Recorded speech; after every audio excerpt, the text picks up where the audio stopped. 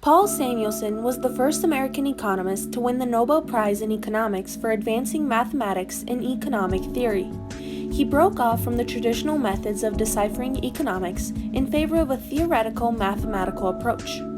Samuelson was a convert to Keynesian economics and wrote the most popular textbook in Keynesian economics after World War II.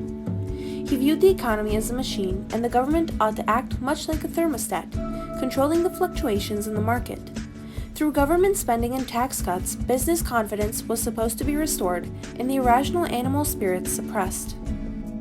He observed, however, that if the government chose to use tax cuts as a tool for preventing an economic downturn, only part of that tax cut would be spent. The rest would be saved. According to Samuelson, if the government spent money on federal programs, 100% of the proceeds would be spent. For this reason, it made more sense for the government to increase its budget deficit rather than cut taxes on businesses and households. Another way to dig the economy out of a recession is by increasing the people's propensity to consume. After all, if people decide to save more during a recession, it will only worsen the situation. Samuelson called this the paradox of thrift in his textbook. Saving may be good for an individual, but not a nation during an economic downturn.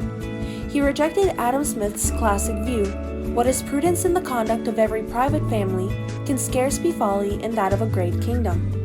To counter the paradox of thrift, government spending was necessary to replace underspending by consumers and businesses and keep the cycle from plummeting towards a full-out recession. Keynes and Samuelson favored saving and investment for the long run, but during an economic crisis or depression, savings would be buried under a mattress or remain uninvested in a bank account. It was not spent. However, in normal times, this is clearly not the case. Savings are set aside for future use and can be invested by financial institutions and invested in businesses and entrepreneurial activities.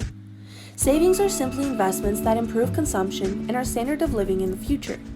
Savings are seldom lost, but represent the future. In fact, savings are a better form of spending since they offer a potentially better payoff in future productivity.